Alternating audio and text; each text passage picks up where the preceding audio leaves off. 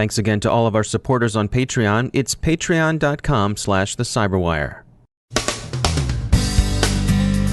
Some believe they've seen the Professor Moriarity behind 2017's Android malware outbreak. Erebus is back, and this time it's in Linux. Mirai may be about to become more resistant to cleaning. Crypto wars flare in the UK and EU as terror investigations proceed. A quick look at SINET's Innovation Summit. Raytheon's DHS cyber contract survives a challenge. CrashOverride looks to a lot of experts like a proven cyber weapon. And did the dog eat the fort's homework, or did some bear feed said homework to the dog?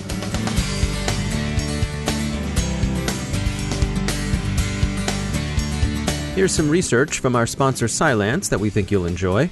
If you've been a CyberWire listener or reader, you're familiar with iPyramid, a cyber espionage tool that had been quietly active in Italy's political and financial services for several years, until the brother and sister duo who were controlling it were snapped up by Italian police.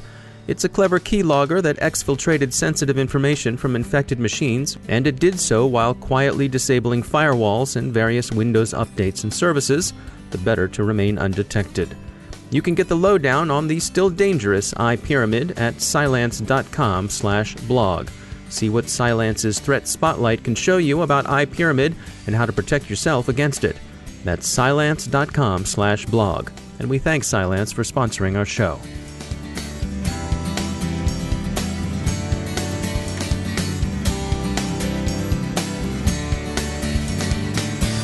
Major funding for the CyberWire podcast is provided by Cylance. I'm Dave Bittner in Baltimore with your CyberWire summary for Tuesday, June 20th, 2017. If you've been wondering about the recent increase of malware infestations in Google's Play Store, there may be a single hacker behind much of it. Bleeping Computer is tracking someone whose nom de hack is Maza in various underground fora. He or she seems to be the one who both created and shared the code for BankBot and Mazarbot, unusually evasive and irritating bits of malicious code that have been taken up and used by other hoods. Maza appears to be engaged in a bit of dark web boasting, which suggests that he or she is off his or her OPSEC game. Trend Micro says Erebus has resurfaced in the form of Linux ransomware. The initial infestation is in South Korea. Erebus had been known for two things: going after Windows systems and not restoring files upon payment of ransom. The first feature has changed, as Linux systems are now in the crosshairs. The second? Probably not. Back up your files. Mirai is back in the news, in a way. Security firm Pentest Partners has found a vulnerability in widely used DVRs that could be exploited to permit a Mirai infection to survive a reboot. In industry news, with contract award protests over, Raytheon will keep its billion-dollar contract to provide cybersecurity services and solutions to the U.S. Department of Homeland Security. The company sees the win as helping it not just domestically, but internationally as well. We're at SINET's Innovation Summit in New York today. We'll have a full report of the proceedings tomorrow, but we will say for now that there's much attention being given to emerging standards of care, particularly with respect to the Internet of Things and GDPR implementation. French police begin rolling up the networks of a jihadist killer in Paris. In the UK, no such network has so far been discerned in the case of the killer who attacked Muslims leaving their Ramadan place of worship. Such attacks have sharpened the crypto wars in the UK, with Her Majesty's government calling for severe restrictions on the wide availability of end-to-end encryption. The EU is not following suit. A recent ruling from Brussels puts Europe firmly on the other side of the crypto wars, so Prime Minister May, in this respect, is increasingly playing a lone hand. Last week on our podcast, we spoke with Robert M. Lee from Dragos about the CrashOverride malware and its potential to take down electrical grid systems. In the time since then, we spoke with John Brick from the Downstream Natural Gas Information Sharing and Analysis Center, that's the DNG-ISAC.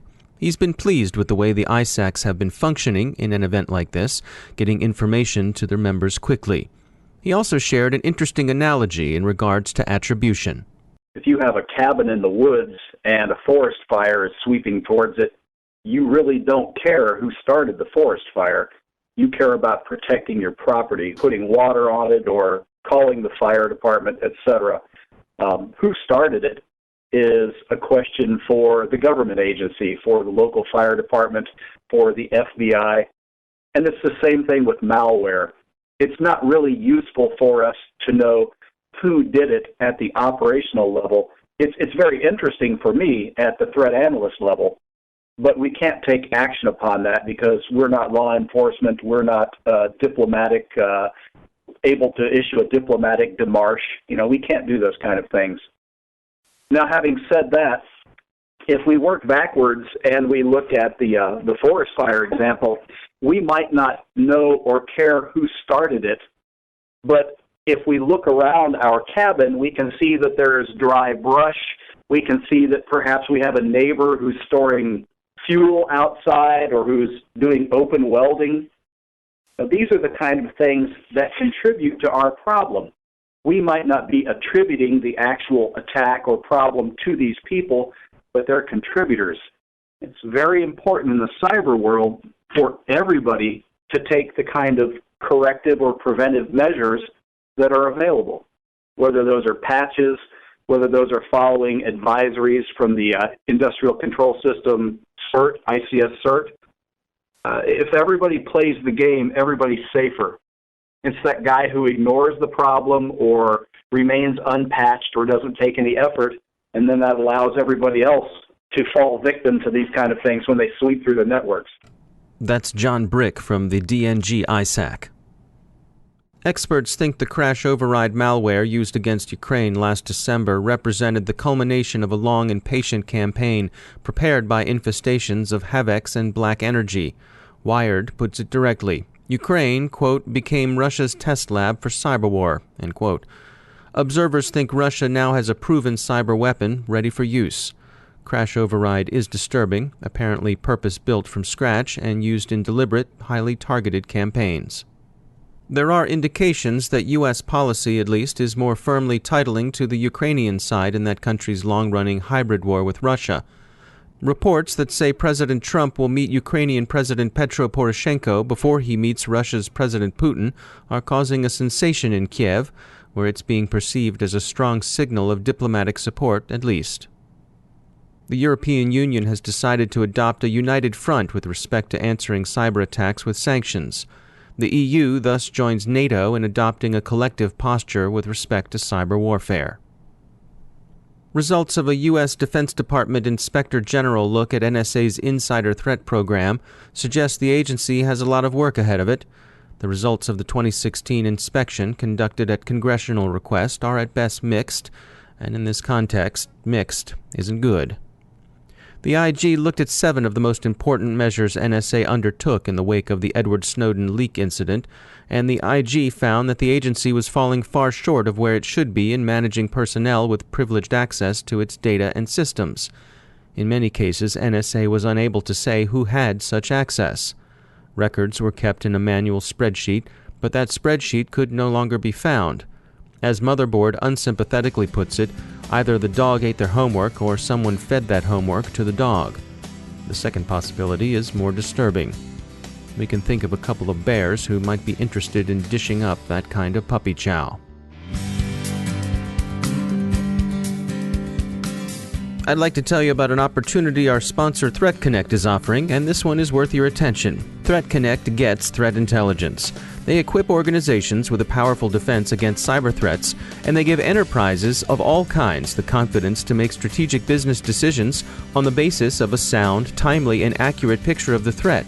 Built on the industry's only intelligence-driven, extensible security platform, whatever your security team's size or level of maturity, Threat Connect will help them with threat intelligence aggregation, analysis, and automation. Threat Connect can show you how to orchestrate your defense against today's advanced malware, and they'll do it for you in a convenient webinar.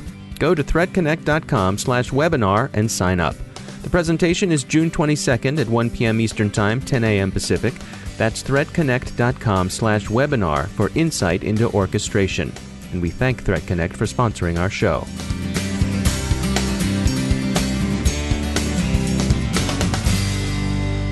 Joining me once again is Ben Yelin. He's a senior law and policy analyst at the University of Maryland Center for Health and Homeland Security. Ben, welcome back. A story came by from the Chicago Tribune about the Illinois Senate approving a right-to-know online privacy bill. What's going on here? So we saw at the federal level a major rollback of internet privacy rights. Of course, Congress passed and the president signed a bill that repealed an FCC regulation that prohibited internet service providers from sharing subscriber information. That has left the states to sort of fill this void and protect internet privacy, and the first major effort we've seen is taking place in the state of Illinois. As you mentioned, their state Senate passed a bill this past week called the Right to Know Act, and this measure would require online companies like Google, Facebook, Amazon to disclose to their consumers the exact data that has been collected and shared with third parties.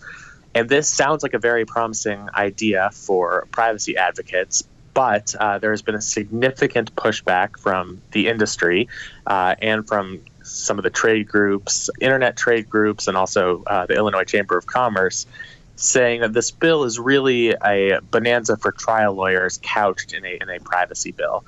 I was listening to a radio segment in Illinois with the head of the Chicago Chamber of Commerce, and he was saying that this bill was largely pushed by one trial attorney firm in the state of Illinois. And at least his allegation is that those trial attorneys want to be able to sue the Googles and Facebooks of the world if they don't reveal the information that they've collected. So it's not necessarily that we would be stopping Google and Facebook from collecting that information. We would just be holding them liable for a lawsuit in the state of Illinois if they didn't properly disclose that information. And what he argued is that it would actually have a reverse effect against data privacy, because Google and Facebook would be so conscious about maintaining data, about complying with this new law, that they would actually collect more data to ensure that they were in compliance, whereas previously they wouldn't be as concerned with exactly what they were collecting. So I think this is a noble effort at digital privacy, but I think it's an incomplete effort at this point. The bill is now headed for the state house, where I think lobbying pressure will certainly increase. So far, it's been opposed in the state Senate by Republican legislators, and the reason that that's significant is that Illinois has a Republican governor. So this bill is subject to a potential veto if it comes to that. So just to be clear, this is not a direct replacement for the rollbacks that just happened with the FCC. No. So the bill that Congress passed and the president signed rolled back an FCC regulation that applied to internet service providers like Comcast, AT&T, and Verizon. That rule would have prohibited those service providers from sharing private information with third-party vendors. This bill in the Illinois legislature applies to sites like Amazon, Google, and Facebook. So not the providers themselves, but the providers of content. So the bill is slightly different in its scope. It's not sort of intended to be a one-to-one replacement of the overturned federal regulations. It is more intended to be a concurrent effort to show that there is still some momentum for digital privacy. And I think it's also a recognition that with a Congress and a president that's been hesitant to some of these digital privacy measures, that the action for advocates is going to have to be at the state level.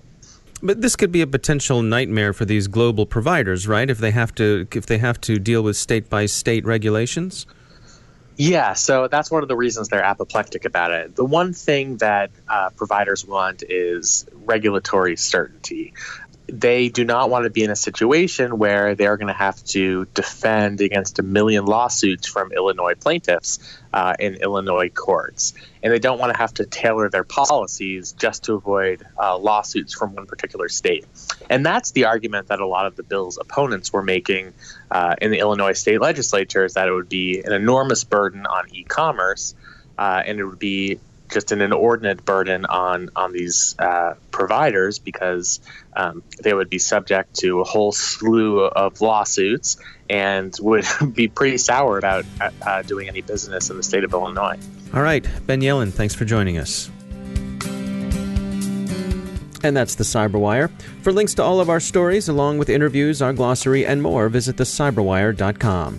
Thanks to all of our sponsors who make the Cyberwire possible, especially to our sustaining sponsor, Cylance. To find out how Cylance can help protect you using artificial intelligence, visit Cylance.com. Thanks to all of our supporters on Patreon. You can find out more at patreon.com/thecyberwire. The Cyberwire podcast is produced by Pratt Street Media. Our editor is John Petrick. Social media editor is Jennifer Iben. Technical editor is Chris Russell. Executive editor is Peter Kilpie. And I'm Dave Bittner. Thanks for listening.